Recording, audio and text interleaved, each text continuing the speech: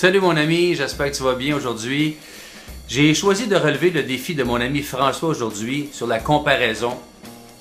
Je tripe de plus en plus en passant à relever des défis. C'est là que je sors de ma zone, que je risque et que j'ose m'exprimer. La comparaison, moi je viens d'une famille et d'un milieu sportif. J'ai joué au hockey presque toute ma vie et qui dit hockey dit compétition, qui dit sport en général, qui implique deux personnes ou des groupes, implique la compétition. Et quand on parle de compétition, on parle de comparaison parce que quand on compétitionne, il y a un gagnant et un perdant. Si je m'attache juste au succès, à la victoire, je suis pas à la bonne place. Par contre, si je donne mon 100%, si je suis en contact avec qui je suis, mes forces, mes talents, ma couleur, ben je m'accomplis, peu importe le résultat. À partir du moment que je focus juste sur le résultat, je me compare avec les autres et là, le danger s'installe de procrastiner, m'auto-saboter, je me sens rejeté, je me sens un échec ou presque. Alors, c'est le danger, le piège numéro 1 pour moi de la comparaison. Par contre, la comparaison existe depuis la nuit des temps. On se compare depuis toujours, puis c'est pas toujours malsain de se comparer dans la mesure que d'admirer le succès des autres, d'admirer les gens autour de soi dans leur accomplissement, c'est une forme d'amour, l'admiration. Quand j'admire quelqu'un parce qu'il a un certain succès, puis je demeure dans le terme admiration, puis je peux me permettre de me laisser influencer pour prendre des bonnes choses. Quand je vais à l'école, il y a des professeurs qui m'enseignent des bonnes choses. Les gens en général qui vont me donner des bons conseils, des experts, je vais les prendre, puis je vais pouvoir m'améliorer. Dans ce sens-là, c'est d'extraire le meilleur, de prendre le meilleur pour soi.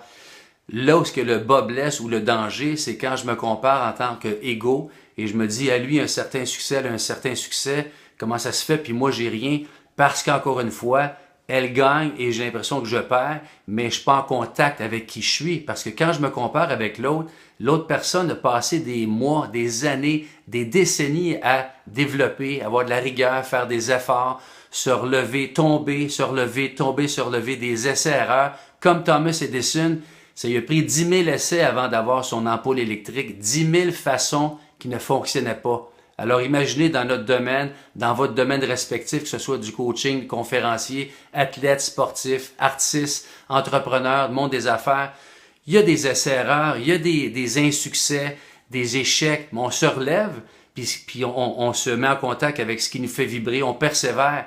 Alors oui, il y a le danger toujours de la comparaison, puis oui, je compare de temps en temps, oui, j'ai comparé longtemps.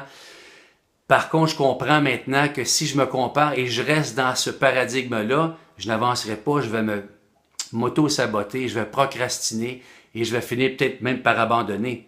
Quel échec, quel malheur pour la société. Il n'y a pas un comme Perry Mandanichi, il n'y en a pas un comme vous en ce moment qui m'écoutez, comme toi qui m'écoutes, pas un identique. Pensez une seconde aux flocons de neige qui nous tombent sur la tête, il n'y en a pas un de pareil. Alors pourquoi se comparer avec l'autre? On est biaisé en partant. L'autre personne ne sera jamais comme moi, je ne serai jamais comme elle. Alors autant focusser sur mes forces, mes talents, mes dons, mes passions. Mais encore une fois, on est aveuglé par le monde extérieur. De temps en temps, c'est important de se fermer les yeux, soit par la méditation, yoga, peu importe la forme que vous choisissez, l'outil, de se retrouver avec soi, puis d'aller regarder, d'apprendre à s'aimer, apprendre à s'accepter, s'accueillir pour développer une connexion avec nous-mêmes, se placer en priorité, s'aimer. C'est la meilleure façon qu'on peut contribuer aux autres, donner la meilleure version de nous-mêmes, et pour nos enfants, pour nos conjoints, nos partenaires, c'est d'offrir la meilleure version, de donner une personne épanouie, heureuse, passionnée. Puis pour ça, c'est pas en se comparant constamment avec les autres, c'est en se retrouvant avec soi. Alors, j'espère que tu te portes bien aujourd'hui, puis je te souhaite de continuer de célébrer ta couleur unique chaque jour, celle qui te distingue, puis te connecte aux autres. Sur ce, merci.